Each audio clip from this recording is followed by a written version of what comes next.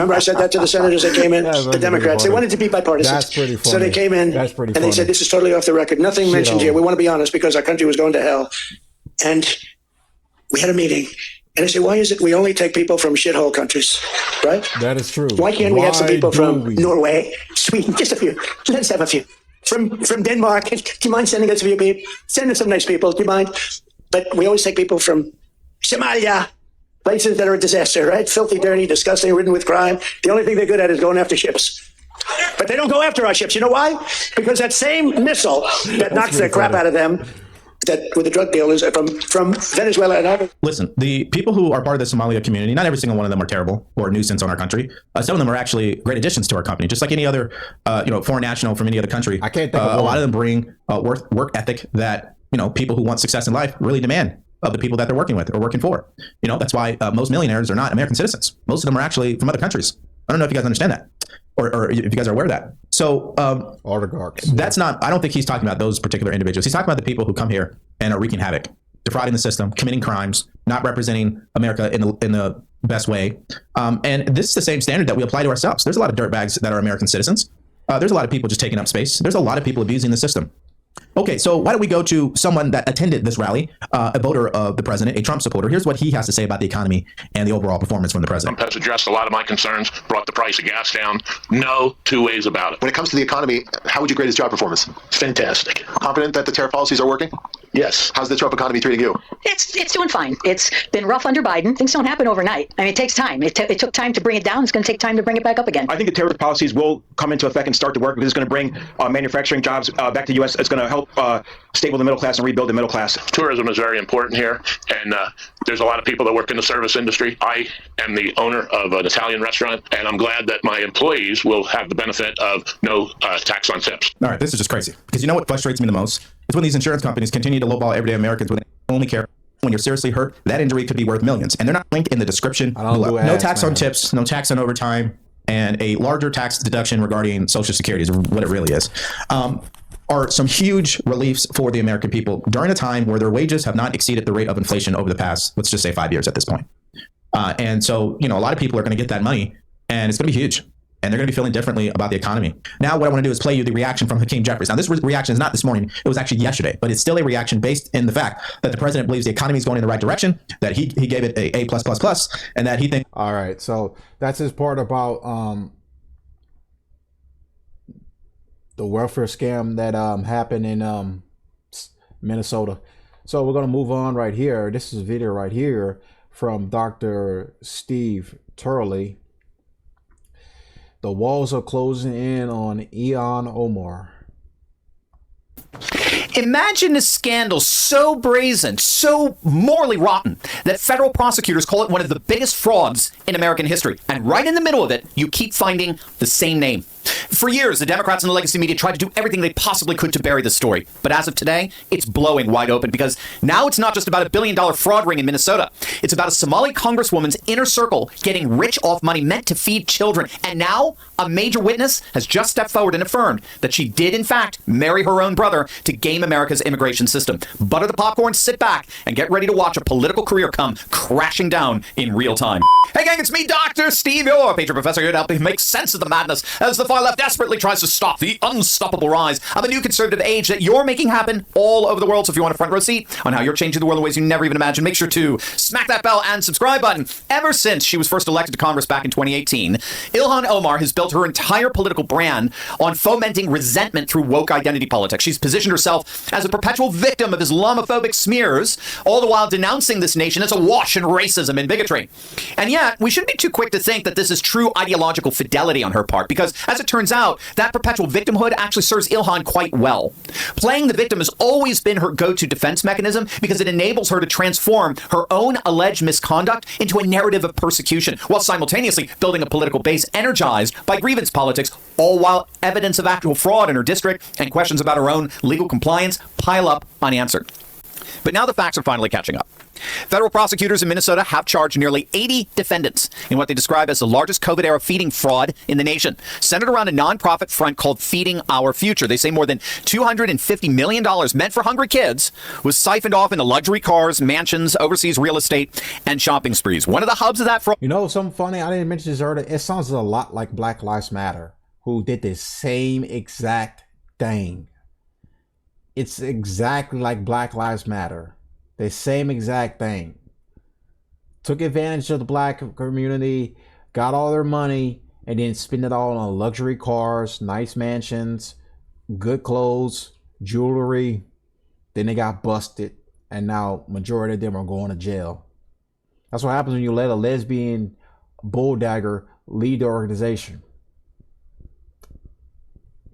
It's exactly kind of like that. The similarities are just so apparent. It's hard. It's not that hard to miss. Safari restaurant in Minneapolis, where Ilhan Omar held her 2018 congressional victory party. According to the New York Post and Fox News, the co-owner Safari, Salim Ahmed Saeed, claimed his operation was feeding millions of meals and pulled in over $32 million in taxpayer money. Prosecutors said the cash was blown on a $2 million Minneapolis mansion and a $9,000 a month Nordstrom shopping habit. But the key here is that this wasn't some random business in Ilhan Omar's district. This was a place that Omar celebrated in her rise to power. There's actually a video from June of 2021 of Omar at that very restaurant, Safari, supposedly helping to distribute meals to children. But it goes deeper.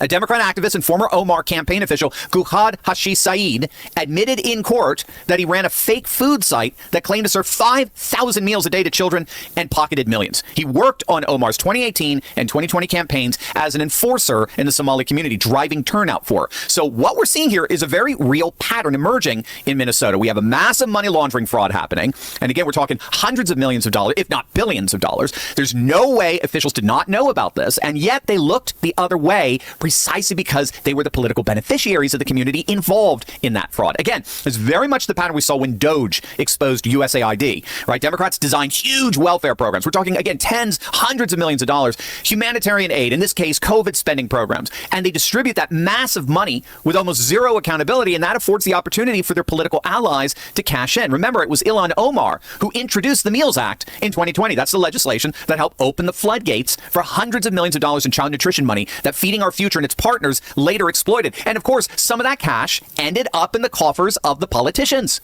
We now know that Ilhan Omar's campaign received $5,400 from two individuals who were later implicated in the fraud investigation. And that's just what we know about. So at least some of this money that she appropriated, this taxpayer money that she appropriated, ended up funneling back into her campaign coffers. Again, just like we saw with USAID. Now, of course, Omar's playing dumb with this. When she's not accusing her investigators of racism and Islamophobia, she's denying any involvement in this whatsoever. But here's the problem.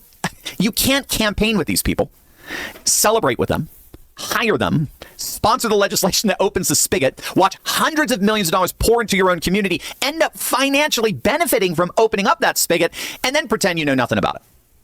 So this is a scandal that has real legs to it. Again, we've already found members of Omar's inner circle implicated in the fraud, and we've seen fraud money ending up in her campaign coffers.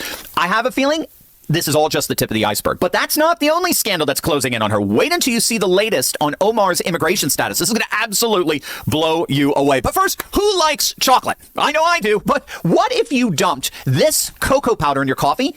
Guy's kind of a little bit corny, a little bit. He's like, give me like old school Gen X corny vibes. That's what I'm getting for this guy. He's definitely well read. I'll give him that. And then you became 27% harder to kill. People just showed that this might reduce a heart attack. Click on that link below right now. The second major scandal that's blowing up is even darker, because it goes to the question, who is Ilhan Omar really? For years, Omar has brushed off claims that she married her brother as baseless, absurd rumors. But a bombshell report from the Daily Mail just dropped, and it features a Somali community insider, Abdi Hakim Osman, going on the record saying Omar herself told friends that the man who became her second husband, Ahmed Elmi, was actually her brother. So according to Osman, Omar said that she had to do what she had to do to get this guy papers so he could stay in the United States and go to school. He describes Elmi showing up in Minneapolis from London, being introduced by Omar and her first husband as her brother. Then suddenly, quietly, becoming her legally registered husband. Now, if you don't know, these allegations that Omar married her brother to commit immigration fraud actually originated from a post on the Somali American Internet Forum back in 2016. Omar married Ahmed Elmi back in 2009. He's a British citizen who attended North Dakota State University and studied fine arts. Very little is publicly known about him, but they ended up divorcing just a little while later.